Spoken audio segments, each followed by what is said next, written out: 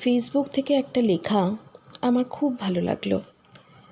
সেই লেখাটা এতটাই ভালো লেগেছিল, তাই তোমাদের সামনে আমার কিছু গাছেদের নিয়ে সেটাকে পাঠ করার চেষ্টা করছি। কেমন লাগলো অবশ্যই জানিও বন্ধুরা। গাছেদের জ্বর হলে সারা রাত জেগে বসে থাকে একাদশীর চাঁদ। একটার পর একটা পাল্টে দেয় শিশিরের জলপট্টি। বার কয়েক খোঁজ নিয়ে গেছে পশ্চিমের শুকতারা। কি গো, তাপ কমলো একটু? পূব আকাশের মেঘের পর্দা সরিয়ে জানলার শার্সি দিয়ে উঁকি দেয় নরম রোদ। চাঁদের চোখ জুড়ে তখন রাত জাগা ঘুম।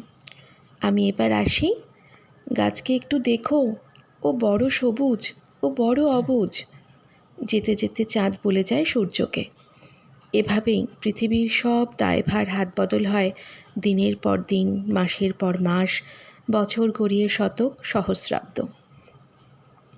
ঘুম ভাঙা পাখিরা এ বন থেকে সে বন জানিয়ে দেয়, ওগো তোমরা শুনছ, গাছেদের জ্বর হয়ে গেছে, গাছেদের খুব অসুখ। দল পেতে ছুটে আসে সব পশুর দল। পাখিরা উড়ে আসে ভিন গাঁয়ের থেকে। আর ছুটে আসে প্রজাপতি, কীট, অনামী পতঙ্গের দল। আর ছুটে আসে জোনাকির দল। ওরা ঘিরে থাকে গাছেদের। ওদের গাছেরা আজ বড়ই অসুস্থ। আস্তে আস্তে তাপ নেমে যায় গাছের সবুজ বাকল থেকে। পাখিরা আবার পৃথিবীকে জানিয়ে দেয়, গাছ ভালো হয়ে গেছে, শুনছ তোমরা, গাছেরা ভালো হয়ে গেছে।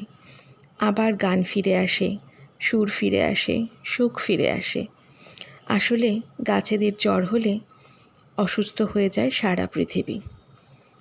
খুব সত্যি কথা, গাছেরা যদি অসুস্থ হয়ে পড়ে তাহলে সত্যিই সারা পৃথিবী ঝিমিয়ে পড়ে, সারা পৃথিবী যেন অচল হয়ে পড়ে।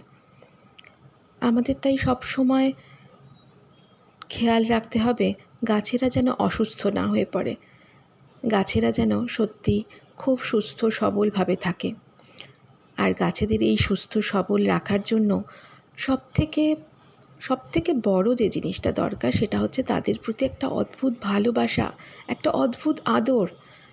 যে আদর আর ভালোবাসার টানে তারাও প্রতিদিন আমাদেরকে বলবে যে আমরা সত্যিই ভালো আছি, আমরা সত্যি ভালো আছি। তাদের প্রতিদিন একটু আদর না করে দিলে, একটু ভালো না বাসলে তারাও যে সাড়া দেবে না তাদের ডাকে।